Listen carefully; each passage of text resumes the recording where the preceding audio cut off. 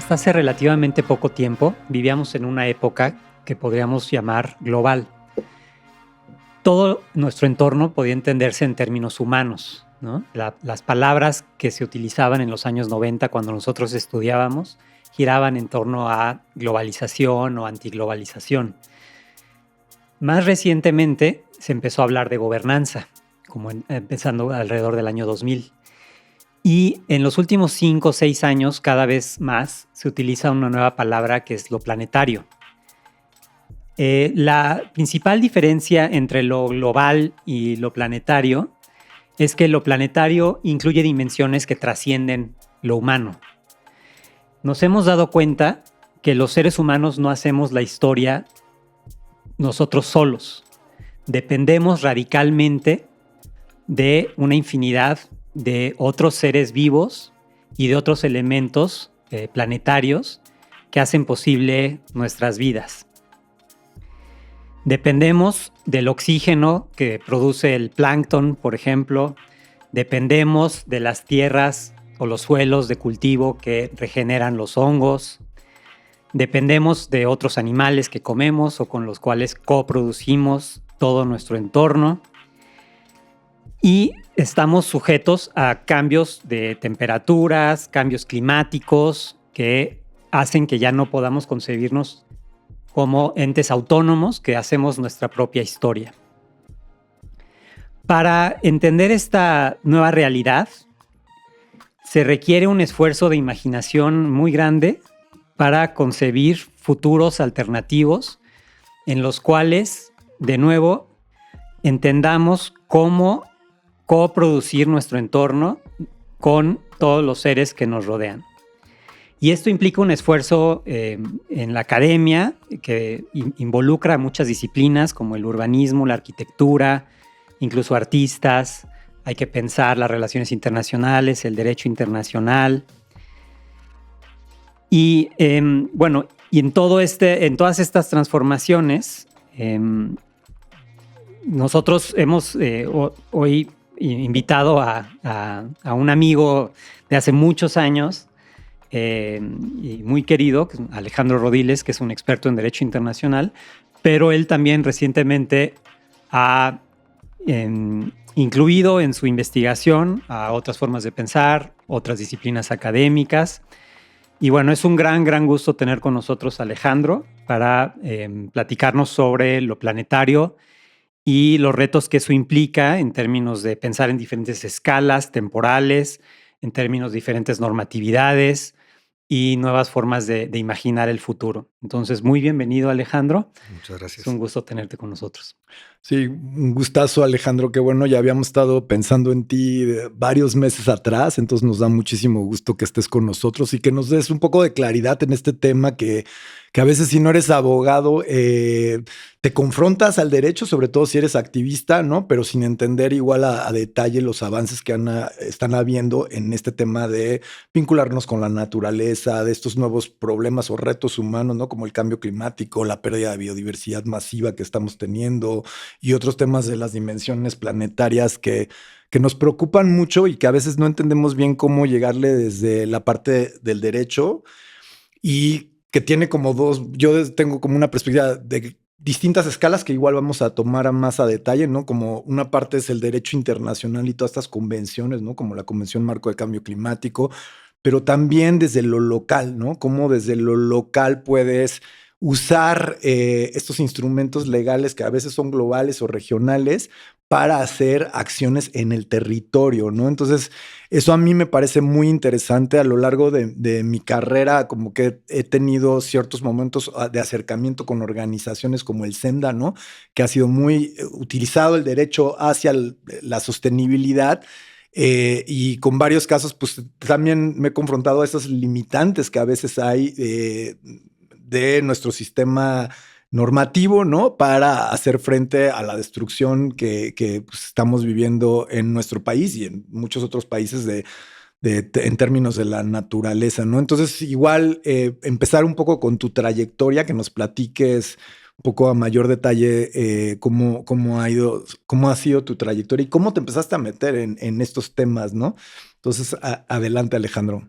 Bueno, muchísimas gracias a los dos. La verdad es un gustazo estar aquí con ustedes, además de muy queridos colegas, pues grandes amigos desde hace mucho, mucho tiempo. Y de verdad me da mucho gusto estar aquí. Pues sí, efectivamente, como los dos lo dijeron, o sea, sí, yo soy jurista, estudié Derecho en la UNAM, hice luego mi doctorado en Derecho Internacional y Mm, en ese sentido soy un internacionalista clásico, se puede decir incluso generalista, no me he enfocado a un tema en específico, sino en general el derecho internacional, sus fundamentos, sus estructuras. Pero esto justamente me llevó desde muy temprano a estudiar más, pues cómo van cambiando las estructuras y los fundamentos del derecho internacional, ¿no? Entonces, un primer momento fue todavía durante mis estudios de licenciatura en la UNAM y mi tesis de licenciatura, que se publicó posteriormente en Porrúa sobre la Constitución Europea, y era como repensar lo internacional a raíz de un fenómeno de integración muy fuerte, en donde incluso se pensaba ya lo internacional de una manera muy reforzada hacia lo supranacional. Era una, puedo decir que ese trabajo todavía venía muy influenciado pues por la alegría y la euforia que se vivió en los años 90 después de el fin de la Guerra Fría, la caída del muro de Berlín, en los avances, hubo muchos avances en el derecho internacional en ese entonces, en las instituciones multilaterales, la creación de la Corte Penal Internacional, etcétera.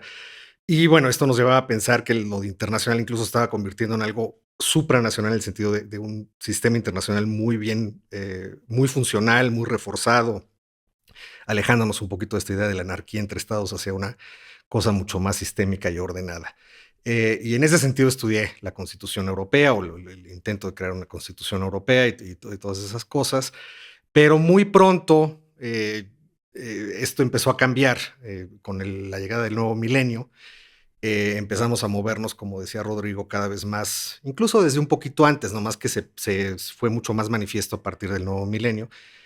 Empezamos a transitar más hacia la globalización, ¿no? Y bueno, no a la globalización ya estaba ahí, pero hacia la gobernanza global. ¿Qué significa esto? O sea, ya no estamos hablando de esquemas de derecho internacional, de sistemas multilaterales, del sistema interestatal de una manera reforzada, viviendo un auge muy importante, sino que estábamos viendo que cada vez se regulaba más temas de interés global, no solamente internacional, es decir, no solamente entre estados, sino también incluyendo a muchos otros actores no estatales a nivel global o transnacional, y que se empezaron a crear muchos mecanismos de regulación, muchos de estos informales, o sea, al lado, pasando del lado del derecho internacional, interactuando con el derecho internacional y con las instituciones formales, la ONU, etcétera, pero con sus propias dinámicas, ¿no? Y mucho de esto, repito, no de una manera formal, vinculante, sino todo de una manera más así de, pues vamos a intentar hacer lo que se puede y vamos a combinar diferentes regímenes que aborden algún tema para todo con la finalidad de proteger los bienes públicos globales, la salud, también el medio ambiente, se hablaba desde entonces de eso, la seguridad, muy importante tras los atentados terroristas del 11 de septiembre de 2001, justamente. Entonces hubo este auge de gobernanza global que empezó a cambiar mucho al derecho internacional, lo empezó a afectar de manera positiva y negativa, pero definitivamente empezó a cambiarlo, ¿no? Entonces aquí podemos hablar, si se puede decir de alguna manera, con la gobernanza global, de una primera crisis global de lo internacional. Es decir, los esquemas internacionales que conocíamos desde la Segunda Guerra, desde después de la Segunda Guerra Mundial, la creación de la ONU, los tratados, el multilateralismo, todo esto empieza a verse fuertemente afectado por nuevos esquemas de regulación global que incluyen a otros actores no estatales, que incluyen nuevas formas de regulación, muchos experimentos de ver cómo podemos intervenir en esto, en aquello.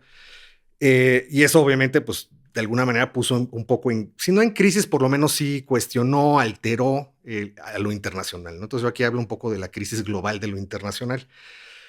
Para ponerles un ejemplo, el régimen legal de cambio climático, como se empezó a gestar desde el nuevo milenio, con la gobernanza global, pues lo que vimos es que ya no solamente eran los tratados internacionales entre estados que buscaban regular pues la protección de humedales o la protección de la capa de ozono o la protección de la biodiversidad, ¿no? O incluso el combate al cambio climático, la Convención Marco de Naciones Unidas sobre Cambio Climático desde 1992, sino que cada vez se apostó más también un poco en buena medida desilusionados con el no cumplir con la promesa de lo internacional, se empezó a buscar cada vez más formas alternativas pues de tratar de dar soluciones a estos problemas medioambientales y climáticos, y se empezaron a proliferar una serie de regímenes no formales, no vinculantes,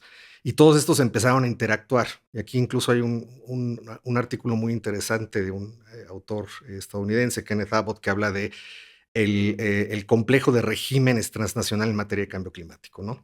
Y él lo celebra, él dice, está bien, o sea, el proceso de la ONU no es suficiente, ya lo hemos visto, los estados no siempre tienen voluntad, hay que incorporar a otros actores, a las ciudades, hay que incorporar a las empresas, a la sociedad civil, etcétera, ¿no? Hay que darles más juego, y para esto necesitamos una serie de diferentes regímenes de regulación, muchos de ellos, repito, informales, al margen de lo que los estados deciden adoptar vinculantemente para ellos, y todo esto debe interactuar de una manera fructífera para tratar de dar soluciones. Entonces, eso fue un poco el mundo de la gobernanza global. Se puede decir que de unos años para atrás, Rodrigo decía 5 o 6, creo que yo también compartiría esa percepción temporal, pero es difícil ponerle un punto de quiebre. Esto empezó a entrar en crisis también, ¿no? O sea, lo global también empieza. Yo siempre le digo, por ejemplo, a mis estudiantes, es que es muy difícil a veces porque apenas estamos empezando a entender lo global frente a lo internacional y los cambios que ello supone y cómo interactúan. Y ahora ya tenemos lo planetario. Ahora ya tenemos otra dimensión que cambia lo global, que cambia lo internacional. No lo desaparecen. Creo que esto es muy importante. O sea, no es que la era planetaria llegó aquí para desplazar a lo global y a lo internacional. Eso sigue ahí, pero complica aún más el panorama, ¿no? Y también hay desde el punto de vista de las relaciones internacionales, de la ciencia política, e incluso del derecho, hay cada vez una mayor percepción de que pues, la gobernanza global tampoco funcionó, ¿no? Porque el derecho internacional pues, es más legítimo, está más basado en esquemas, en procesos que ya se conocen, es más transparente.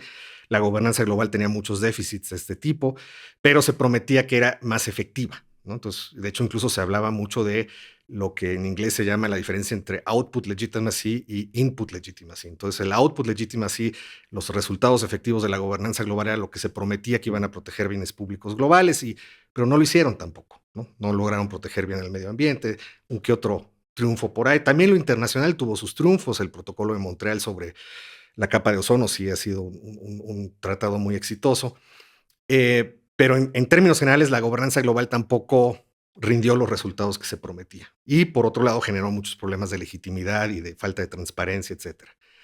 Te puedo interrumpir tantito para no perder a la audiencia porque se pone bastante complejo el tema. Lo que estamos hablando es de 3 pasos, ¿no? que se han desarrollado en los últimos 30, 35 años, de lo internacional a lo global, a lo planetario, ¿no? Y lo que nos está platicando Alejandro Rodiles es cómo todos estos son diferentes etapas en las cuales los seres humanos hemos tratado de generar ya sea mecanismos vinculantes para proteger bienes públicos o mecanismos más informales para proteger los mismos bienes y cómo esos intentos de alguna forma han tenido ciertos logros, pero han también encontrado ciertas limitaciones, ¿no? Y de esa forma llegamos a un punto en el cual pensar solo internacionalmente no es suficiente, ni pensar solo en términos globales es suficiente, sino tenemos que pensar en términos planetarios, ¿no? Entonces, también, ¿no? Entonces hay que pensar lo internacional, lo global y lo planetario. Supongo que la audiencia sabe, y todos sabemos que es internacional y global, pero planetario, ¿qué nos viene a la mente cuando hablamos de planetario? Y antes de pasar eso, o sea, digamos, en el mundo de cambio climático, ¿no? O sea, yo creo que este paso de lo internacional a la gobernanza global, pues tiene sentido cuando pensamos que igual la responsabilidad de las emisiones, ¿no? Se concentra en, no sé, 500 empresas a nivel global, ¿no? Más que en un sistema de 180 y tantos países que además tienen el mismo voto, ¿no? Y que igual no puede ser tan efectivo. El proceso de negociación es lentísimo, ¿no? Ya llevamos varias décadas.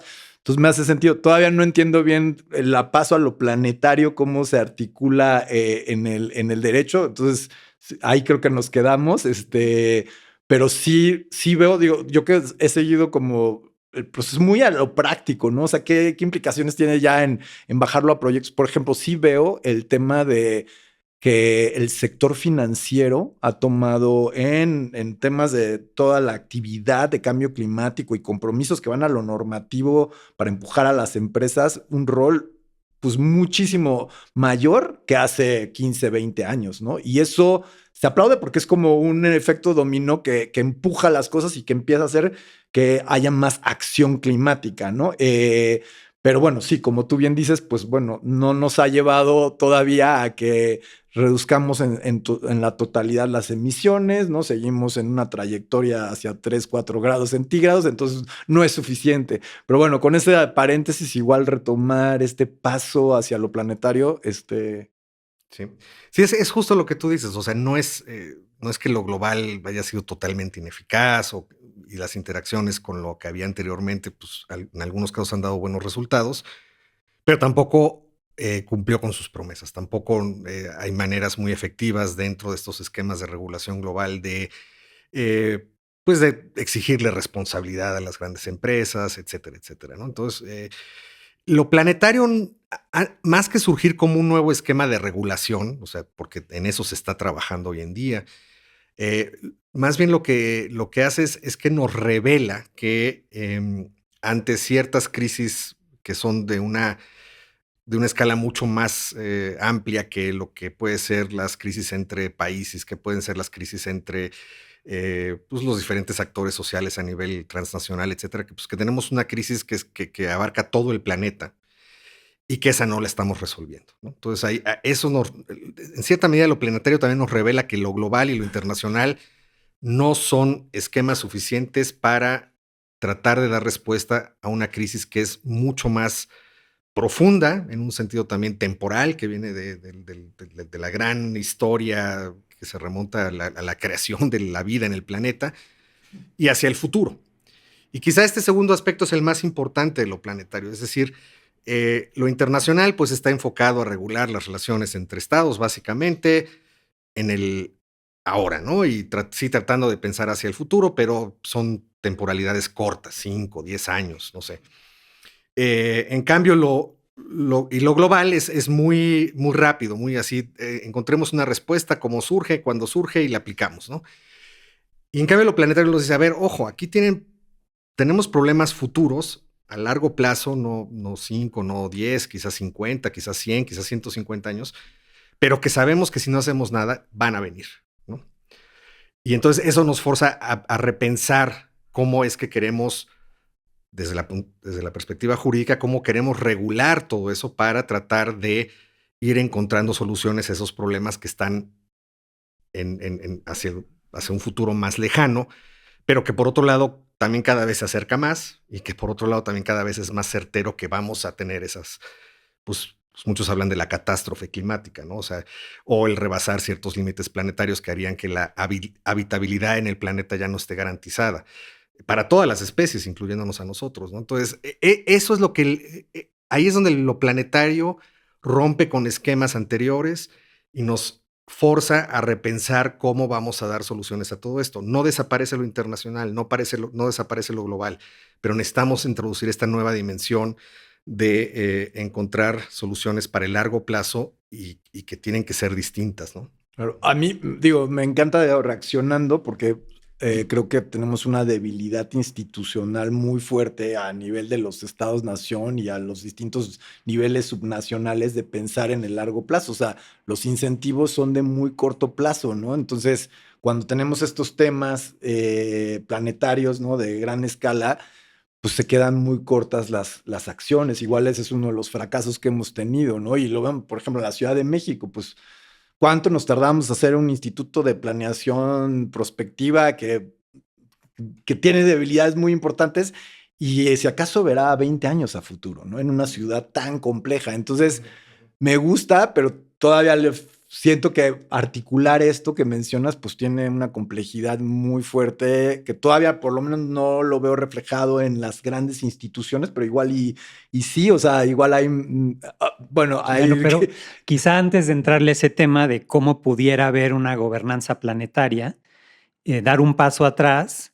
y empezar a pensar simplemente el cambio de mentalidad que tiene que haber, ¿no? Por ejemplo, qué tipo de cosas enseñamos en la universidad para pensar en este nivel en estas grandes escalas del futuro y del pasado, cómo ir cambiando esta sensibilidad, este sentido común de la gente para dejar de pensar solamente en la inmediatez de lo global o en la escala de 5 o 10 años y realmente ponernos a pensar en 2100, 2200, cómo va a ser el mundo, ¿no?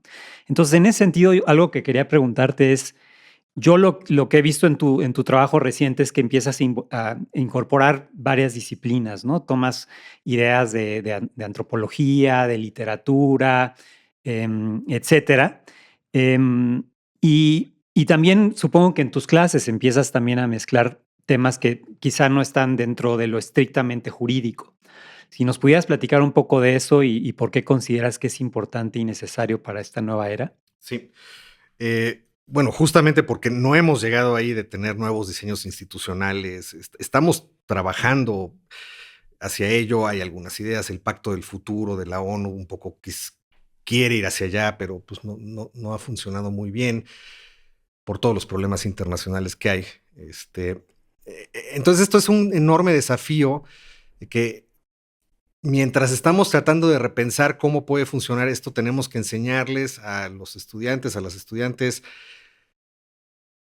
cuestiones que siguen estando allí, que son básicas. Yo en mi curso de Derecho Internacional pues no les puedo dejar de enseñar qué es un tratado, no les puedo dejar de decir qué es la ONU, etcétera. Pero al mismo tiempo les tengo que decir, pero todo esto está tambaleándose. Y todo esto está un poco, pues si no en crisis, por lo menos sufriendo sacudidas muy fuertes y no es suficiente y tenemos que pensar hacia otros lados y ya hay tales voces y tales aproximaciones en la academia, etcétera. Entonces, es un desafío porque mientras les estás enseñando cosas que tienes que enseñar porque todavía están ahí, son importantes, esas cosas están cambiando, pero muchas veces no sabemos hacia dónde. Yo lo manejo muy abierto en ese sentido, ¿no? De decirles, bueno, este es el retrato tradicional, lo que tienen que saber, pero tienen que tener cuidado en que todo esto está cambiando de estas maneras, que está enfrentándose a estos desafíos, que ha habido este tipo de respuestas alternativas. En ese sentido, introduzco un poco de gobernanza global, incluso en mi curso de Derecho Internacional Público. Les he platicado también de cuestiones de pensamiento planetario y cómo esto nos está sacudiendo. Cuando hablamos de sujetos de derecho internacional, es decir, quienes tienen derechos y obligaciones conforme al derecho internacional, pues ya les empiezo a hablar de los derechos de la naturaleza y cosas así. O sea, actualizar en cierto sentido se puede decir, pero también sacudir conciencia. Es decir, esto no es, estas herramientas no van a ser suficientes y estamos buscando nuevas herramientas. Y en eso tratar de ser muy transparente.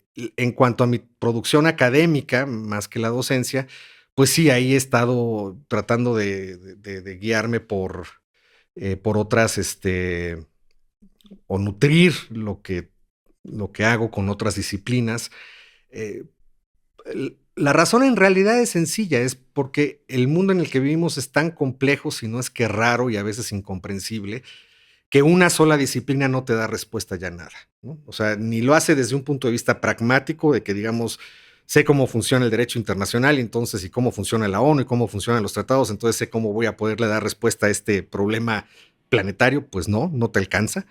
Pero aparte tampoco refleja la realidad, ¿no? O sea, cómo entender hoy en día, por ejemplo, que como lo que decía Rodrigo también, que como es en la introducción, que como humanos tenemos que aprender a repensar nuestra relación con otras especies si queremos seguir aquí un buen rato. ¿Cómo traduces eso en un discurso que está totalmente anclado en la persona, en el humano, en sus derechos, en sus obligaciones, en las instituciones humanas?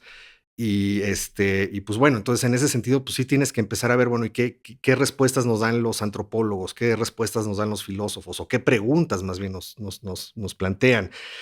Y sí, hay un movimiento también muy fuerte hacia lo estético, hacia el arte, porque creo que uno de los problemas fundamentales desde un punto de vista pragmático que enfrentamos es cómo despertar conciencia de que estos problemas que no están que no están de una manera muy clara en el presente, pero que se nos están aproximando cada vez más, cómo hacer que la gente tome conciencia y los estudiantes de que tenemos que no podemos olvidarnos de que si no hacemos nada ahorita, pues en 15 años vamos a tener quizá incendios a nivel continental, ¿no?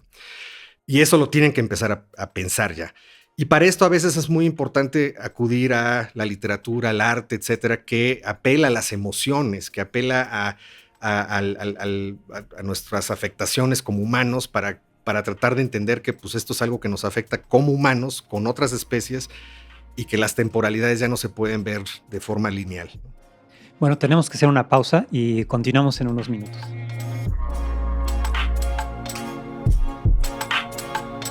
Bueno, para seguir esta conversación sobre cómo pensar lo planetario, quizá podemos enfocarnos en el ejemplo del huracán Otis. Ahí lo que percibimos es que ocurrió una aceleración, por ejemplo, de los vientos que nunca se había visto en el Pacífico mexicano, al menos, o incluso en todo el Pacífico. Y lo que estamos viendo entonces es que hay muchos eventos climáticos que se salen absolutamente de las normas de lo que podemos anticipar, ¿no? Y la razón profunda de esto es que el planeta tiene fuerzas que estamos de alguna forma desencadenando y que nos están alcanzando, ¿no? O sea, esto solo se entiende desde una perspectiva de el pasado profundo del planeta, de miles de millones de años, ¿no? Y entonces, ¿cómo pensar en esas escalas, ¿no? De miles de millones de años, cuando en realidad también lo que tenemos que atender es lo inmediato, ¿no? Entonces, eso supone un reto de escalas y de cómo pensar las fuentes de normatividad alrededor de esas escalas tan difíciles de comparar. En un blog reciente, Alejandro lo describía como la diferencia entre pensar el presente continuo, lo que estamos viviendo ahorita, y el futuro presente, ¿no? Como lo que se va a venir sobre nosotros en el futuro, ya lo estamos viviendo ahorita. Entonces, nos gustaría que nos platicaras sobre tus pensamientos en torno a lo normativo en esos contextos. Sí, muchas gracias. Mira, me preguntaban hace un rato que cómo llegué a lo planetario, o sea, después de lo internacional, lo global, lo planetario, y creo que nunca lo respondí muy concreto. Fue Otis, fue el huracán Otis que devastó Acapulco. Y aquí voy a permitirme contar una anécdota. Me invitaron a una conferencia en una universidad en Estados Unidos donde se hablaba de futuros alternativos, ¿no? Entonces todo era sobre cómo podemos imaginarnos mejores futuros ante todas las múltiples crisis que estamos viviendo ahorita. Ahí salió el tema de la permacrisis y todo este rollo. Entonces, y acababa de ocurrir lo de Otis, o sea, se acababa de devastar Acapulco y nadie sabía lo que había pasado ahí. O sea, en esta conferencia grande en una universidad importante en Estados Unidos, o sea, bueno, sí habían oído que había habido un huracán en Acapulco, pero hasta ahí. Entonces a mí eso me indignó mucho. Yo sí dije, bueno, ¿cómo es posible que se sienten a pensar en futuros alternativos y ni siquiera estén conscientes de lo que acaba de pasar en su país vecino del sur y en una ciudad tan importante como Acapulco? Entonces ahí fue cuando empecé, y al mismo tiempo también me quedaba claro que se estaban yuxtaponiendo varias crisis aquí, ¿no? Estaba por un lado la crisis internacional, la comunidad internacional prácticamente no reaccionó ante Otis porque pues estaba sumergida en lo de Ucrania, porque acababa de ocurrir el atentado de Hamas en Israel. Entonces Otis pasó en la comunidad internacional plenamente desapercibido. Pero también pasó desapercibido en muchos de estos movimientos de medioambientalistas o de lucha contra el cambio climático, como La Última Generación, etcétera. Tampoco hablaron de esto. Entonces dije, a ver, aquí hay un problema muy fuerte entre pensar el futuro a nivel planetario, y sí, Otis efectivamente es un fenómeno y fue una crisis planetaria que se vivió en Acapulco, Pero al mismo tiempo tenemos un sistema internacional totalmente quebrado, que no puede prestar atención a estas cosas porque tiene demasiados otros problemas que no está resolviendo. Y la emergente sensibilidad planetaria, incluso de los activistas más activos en el tema, pues tampoco presta mucha atención a lo que ocurre en muchas partes del mundo, ¿no? Se habla mucho de justicia planetaria, de una nueva gobernanza planetaria, etcétera, etcétera, pero no se piensa en lo que pasa en algunas localidades. Entonces aquí yo dije, esto no puede quedarse así, tengo que decir algo.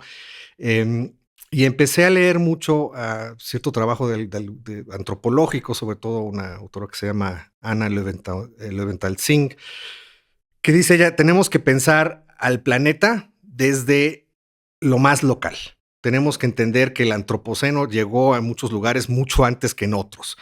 Tenemos que entender las grandes diferencias entre los países y las localidades menos desarrolladas, con más problemas no solamente de pobreza y de infraestructura, sino también de violencia. Y eso pensarlo, llevarlo también al nivel planetario, escalarlo, pero no tomarlo como que tenemos el nivel local, el nacional, internacional, el global y lo planetario, así como si fueran escalando linealmente, sino hacer de la misma escalabilidad un problema a analizar. ¿Cómo es que nos lleva lo local a lo internacional? ¿Cómo es que lo internacional nutre lo local? Y eso incluyendo hasta lo planetario, ¿no? Y ahí es donde yo abogo y es en lo que estoy trabajando actualmente, por entender que ante lo planetario tenemos que repensar la normatividad, y con la normatividad me refiero concretamente a las razones para actuar y tratar de hacer un cambio desde múltiples sitios, desde múltiples temporalidades, al mismo tiempo. Es un desafío tremendo, no es nada fácil, pero creo que si solamente pensamos en una gobernanza planetaria que no tome suficientemente en cuenta que pues el planeta se vive muy distintos en muchas partes del mundo, y que también tenemos que entender que lo más local tampoco puede ignorar lo planetario, porque aunque se resuelven muchos problemas de desarrollo, de Estado de Derecho, etcétera, en Acapulco, digo, no lo veo venir, pero si, aunque pasara eso, pues lo planetario sigue amenazando y los huracanes van a seguir viniendo todos los años. Entonces, son las dos cosas al mismo tiempo. Y creo que ahí hacia allá tenemos que ir desde un pensamiento más pues de cómo dar soluciones normativas a todo esto.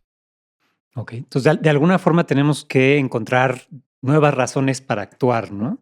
Si entendemos eso, la normatividad como algo que nos incita a tomar acción, sacudir conciencias, repensar los motivos que nos hacen hacer o no hacer ciertas cosas, ¿no? Y ahí está lo difícil, porque todos pensamos siempre en lo inmediato y tenemos que empezar a tomar en cuenta lo que va a pasar en 10, 20, 30 años, 40 años, ¿no? Entonces, pues ese es uno de los grandes retos. Afortunadamente, bueno, tenemos los esfuerzos de muchas personas que están tratando de imaginar, cambiar la sensibilidad, haciéndonos más conscientes de cómo dependemos de otros seres. Pero también tenemos cortes, ¿no? Como la Corte Internacional de Justicia, que muy recientemente em, em, hizo una opinión consultiva que se venía esperando desde hace muchos años, en la cual se establece, según entiendo, que seguir explotando combustibles fósiles puede constituir un acto internacionalmente ilícito, ¿no? Y eso tiene pues un enorme potencial. Parece ser que los estados y otros actores podrían empezarse a demandar los unos a los otros por cosas como subsidios a los combustibles fósiles, ¿no? En el mejor de los casos desde el punto de vista de un activista climático. Pero los que no estamos metidos en el mundo del derecho internacional, pues no nos queda muy claro qué trascendencia podría tener. Entonces, quizá nos podrías platicar un poco sobre eso. Sí, claro, ese es un tema muy interesante. No solamente la Corte Internacional de Justicia, se vinieron varias opiniones consultivas pues en un lapso de un par de meses. La más nombrada quizás es la Corte Internacional de Justicia, porque es el tribunal internacional más conocido y es no solamente de una región, sino de todo el mundo, el Tribunal de la ONU. Pero también tenemos una opinión consultiva de la Corte Interamericana de Derechos Humanos, tenemos una opinión consultiva del Tribunal Internacional del Derecho del Mar, y también está pendiente una de la Corte Africana de Derechos Humanos. Ahora, déjenme empezar diciendo que una aclaración técnica, las opiniones consultivas no son vinculantes, son opiniones. No es un juicio en donde se sentencia a alguien y se le obliga a cumplir con determinada medida, sino simplemente son opiniones. Ahora, claro, son opiniones muy autoritativas que sirven mucho para interpretar los tratados y las normas que sí son vinculantes, pero en sí mismas no son vinculantes. No tenemos ahí un pronunciamiento que obligue directamente a alguien. Es más bien como para cómo interpretar, por ejemplo, el Acuerdo de París sobre cambio climático. Y aquí la Corte Internacional de Justicia dijo algo muy interesante, que quizás es el punto más interesante y más polémico al mismo tiempo. Y lo que dijo es que, conforme a una cuestión muy técnica de cómo interpretar tratados internacionales, que se llama práctica ulterior, dijo, la práctica ulterior del Acuerdo de París indica, por lo que han dicho los estados a través de sus de contribuciones que determinan individualmente, etcétera, apunta que debemos interpretar el Acuerdo de París como que no se debe de rebasar el calentamiento global más allá de 1.5 grados Celsius. Esto es una cosa bien importante porque el Acuerdo de París dice que el objetivo del Acuerdo de París sobre cambio climático es que no se rebase el calentamiento global más allá de 2 grados Celsius o idealmente 1.5. Y aquí y esto fue un compromiso, fue un resultado de las negociaciones en París, de que, pues, que muchos dijeron, no podemos fijarnos la meta de 1.5 porque es demasiado fuerte, porque nos afecta mucho a nuestra industria y últimamente a nuestro desarrollo económico, pero pongámoslo ahí como algo óptimo, como un deseo prácticamente, ¿no? Y la Corte Internacional de Justicia lo que dice ahora no. El Acuerdo de París realmente establece la meta de 1.5 grados, ¿no? O sea, porque los estados así lo han ido expresando y esa es la manera de interpretar ese artículo. Y en ese sentido, pues se celebró mucho de que la Corte fue muy lejos diciendo, pues realmente el tratado significa esto y como es una opinión autoritativa, pues sí, lo que dice de cómo interpretar un tratado tiene peso. Pero al mismo tiempo también se ha criticado mucho porque, pues según algunos estudios científicos, y ustedes saben más de eso que yo, pues de hecho ya rebasamos el 1.5, ¿no? Entonces, y parece ser que incluso el 2 no es los 2 grados no son muy realistas, o sea que si acabamos en 2.x, ya nos podemos dar por bien servidos casi, casi. Entonces aquí lo que se le critica un poco a la Corte Internacional de Justicia es que pues sí, está muy bonita su nueva opinión y alienta mucho a que va a dar razones para cumplir mejor con todas las metas del Acuerdo de París, pero que en realidad es algo pues no realizable, que no es real, que no está ni siquiera bien sustentado en cuanto a lo que se puede lograr y no, independientemente de algunas críticas a que pues no fue tampoco la interpretación correcta técnicamente hablando. Entonces, todo esto es debatible, a mí me parece en primero positivo que la Corte Internacional de Justicia se pronuncie tan fuertemente a favor de las obligaciones de los estados en materia de lucha contra el cambio climático, pero también puede generar falsas ilusiones. Y ahí creo que hay que tener cuidado, no solamente por generar falsas ilusiones, sino también por una cierta complacencia. Ay, miren, ya logramos mucho. Pues no, la lucha sigue y de hecho no se ha logrado tanto. Y lo que quiero decir, que va aunado a aclarar bien qué dice esta opinión consultiva, es la Corte Internacional de Justicia lo que aclara es cuáles son las obligaciones de los estados, ¿no?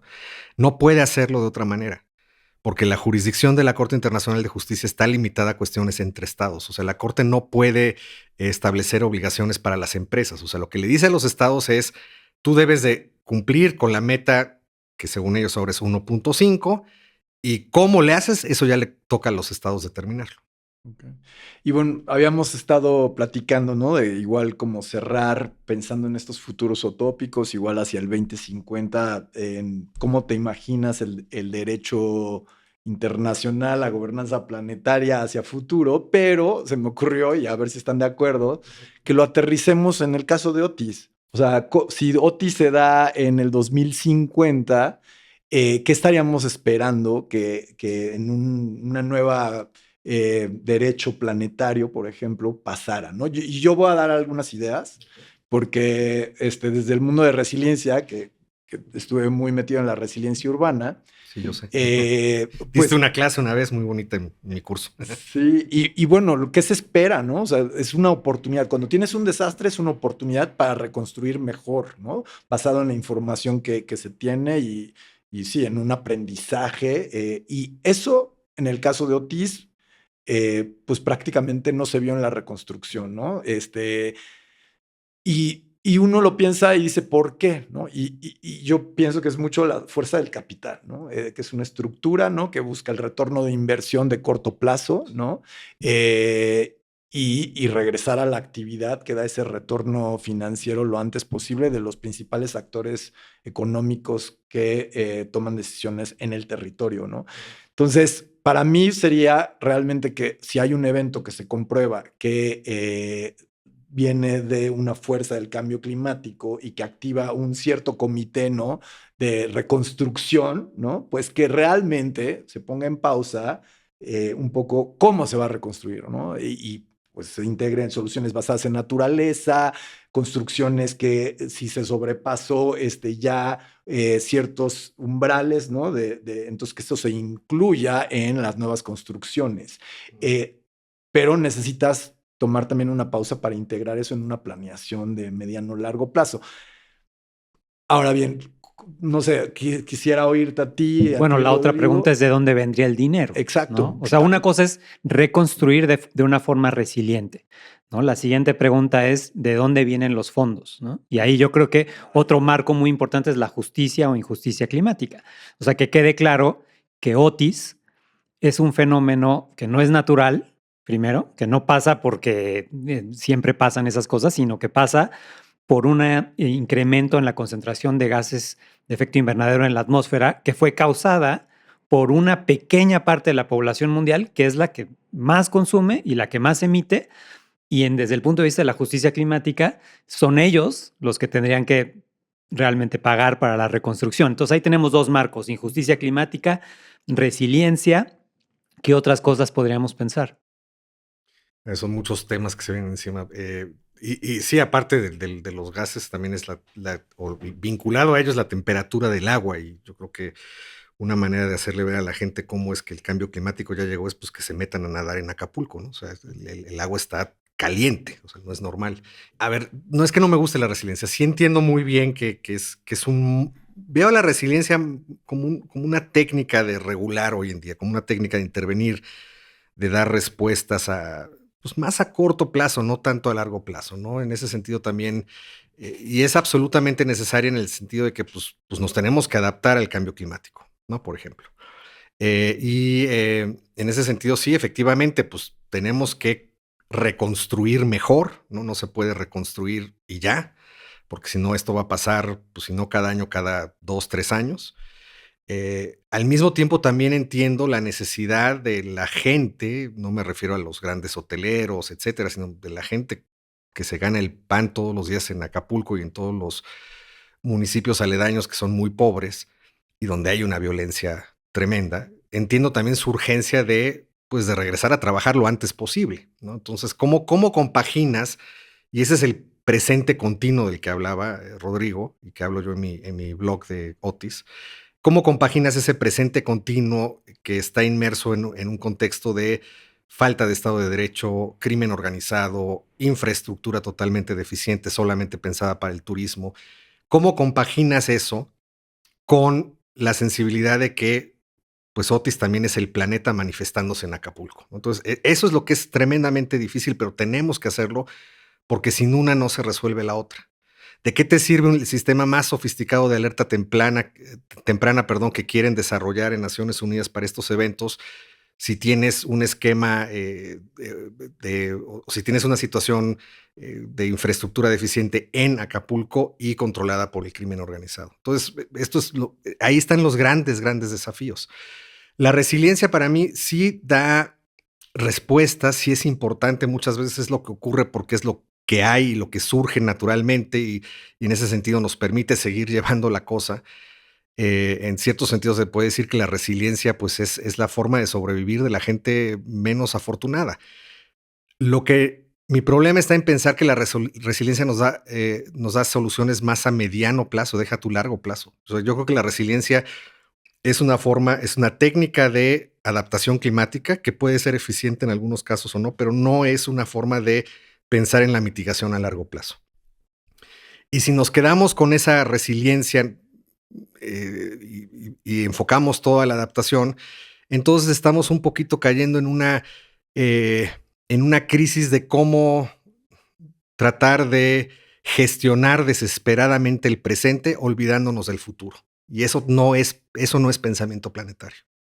Entonces, la resiliencia incluso en algún momento dado podría ser una antítesis del pensamiento planetario, pero es algo que todavía estoy pensando, no estoy muy seguro de lo que estoy diciendo, pero pues sí, son todos estos diferentes, ahí es donde vemos las diferentes temporalidades, las diferentes dimensiones, incluso espaciales en el término del planeta y su atmósfera y el océano y la localidad ¿no? Y todo eso, pues sí, se torna en algo que es muy complejo y ahí es donde yo no tengo muchas esperanzas de que una nueva gobernanza planetaria que solamente le añade una capa a la gobernanza global nos vaya a dar realmente resultados. Creo que es mucho más, pues es mucho más de pensar en, a ver, para que no quede esto totalmente abstracto. Sí, en ciertos litigios, no me refiero a las opiniones consultivas de la Corte Internacional de Justicia o de la Corte Interamericana, sí, en ciertos litigios que ha habido a nivel local, cortes constitucionales, se ha empezado a abrir la puerta para que un campesino en Bangladesh o un agricultor en Perú puedan demandar a una empresa transnacional en Alemania.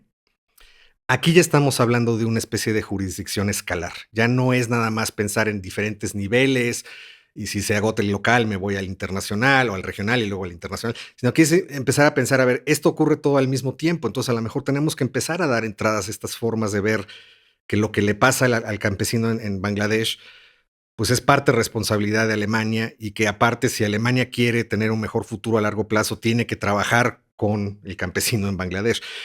Pero son indicios que se van soltando poco a poquito, que son muy difíciles de que logren penetrar y que se conviertan en un nuevo paradigma del derecho, ¿no? Entonces, quizá de alguna forma eso ya constituiría algún tipo de derecho del sistema tierra, aunque no se hable explícitamente sobre eso, ¿no? Cuando existe esa transversalidad y ese vínculo entre un campesino de Bangladesh, la Corte de Alemania, la Corte Suprema Alemana y algunas empresas transnacionales, estás ahí vinculando actores que tradicionalmente no se mezclan y generando una nueva normatividad, ¿no? Entonces, hacia allá vamos, pero muy lentamente. Eso nos indica el horizonte de lo planetario que se está acercando y está haciéndose patente en algunas decisiones constitucionales como Neubauer, creo que es, ¿no? De Bueno, 2022. esta es la de la ley de cambio climático de Alemania de 2021.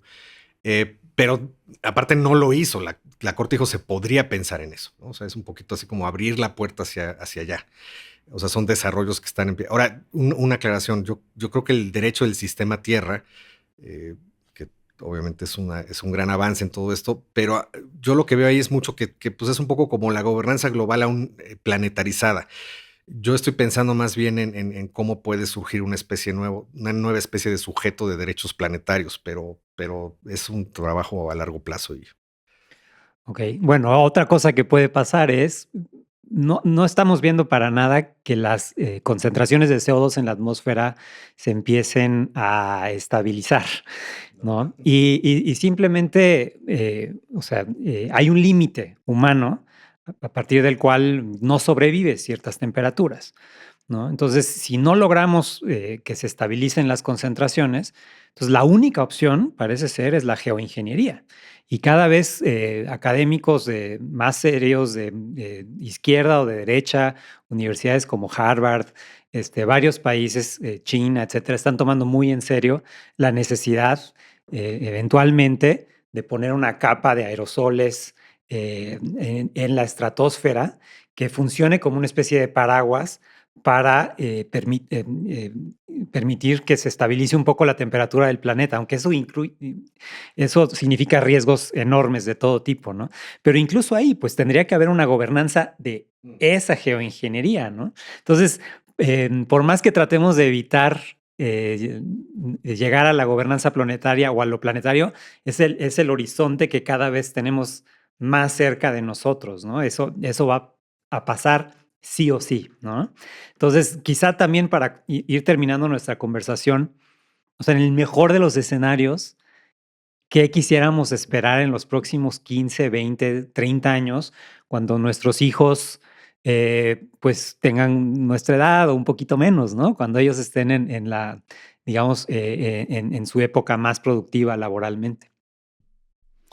O sea, digamos, yo nada más diría esta parte de la descarbonización, ¿no? Eso es una escala global, ¿no? Pero hay actores que pues tienen más responsabilidad que otros, ¿no? Entonces, yo sí esperaría que se enfocara el sistema planetario internacional en empujar a estos actores, ¿no? Que tienen la mayor responsabilidad, y estoy hablando de multinacionales, ¿no?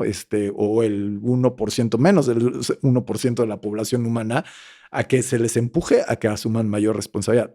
Y como vamos tan tarde, por el otro lado, sí diría, bueno, hay mucha nueva ciencia de la atribución, ¿no? De los impactos, ¿no? Entonces, una vez que un evento como Otis, ¿no?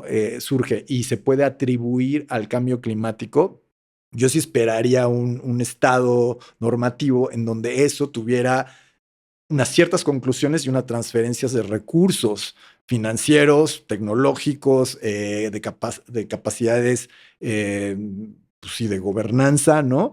Que se pudieran implementar a nivel local, porque como bien se habló, o sea, al final los impactos son locales, ¿no? Entonces, esos impactos se van a tener a nivel local, pero pues en gran parte del planeta, sobre todo en el sur global, pues tenemos gobiernos locales con muy pocas capacidades y con muy pocos incentivos para pensar de largo plazo. Sí, y ahí creo que es interesante decir que esto ya está ocurriendo, ¿no? En algunos estados de Estados Unidos, las empresas petroleras tienen que pagar un impuesto que se convierte en un fondo para cuando hay un desastre, pues con eso se arregla el desastre, ¿no? O sea, que esto se pudiera escalar ahora sí que a escala global, podrías constituir entonces algún equivalente como el FMI que rescata países en crisis económicas, pues cuando hay una catástrofe climática, pues estos fondos recaudados de los que contaminan más, pues que funcionaran para resolver esas catástrofes, ¿no? Sí, aunque... Ahora el experto. No, y hay gente que trabaja muy seriamente en este tipo de propuestas y justamente de cómo llevar a un nivel global lo que ya funciona en algunas partes del mundo en cuanto a una economía política de la contaminación, si quieren verlo así. Pero creo que también, no quiero ser muy pesimista, pero a ver, lo que dijeron los dos para mí apunta justamente al problema. O sea, tú por un lado hablabas de cómo garantizar una gobernanza en esas situaciones. Y pues ese es el tema, que en Acapulco no hay gobernanza, punto, ¿no? Entonces, si quieres tener una gobernanza de cómo que sea eficiente a la hora de que pega un huracán, no lo vas a poder lograr si no prestas atención a los problemas que están en Acapulco desde hace mucho tiempo y que son falta de Estado de Derecho o falta de Estado.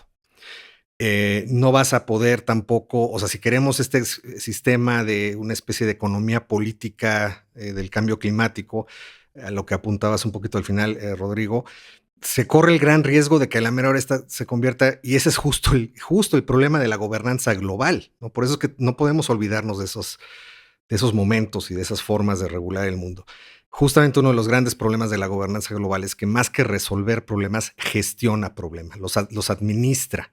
Los va administrando, los va ahí capoteando, ¿no? Entonces, eso se podría convertir en un sistema de capoteo de cambio climático. Y no sé si eso es lo que queramos, ¿no? Entonces, el déficit de la gobernanza global, si planetarizas la gobernanza global y la conviertes en una especie de gobernanza planetaria, vas a tener los mismos problemas que ya tenías con la gobernanza global, de que es más una gestión de riesgos que realmente una solución normativa. Si quieres llegar a una más efectiva normatividad en cuanto a los fenómenos planetarios que afectan diversas localidades, tomando en cuenta los problemas de esas localidades, te tienes que ir realmente muy a la gran complejidad de esos problemas que a veces no tienen que ver con el clima directamente.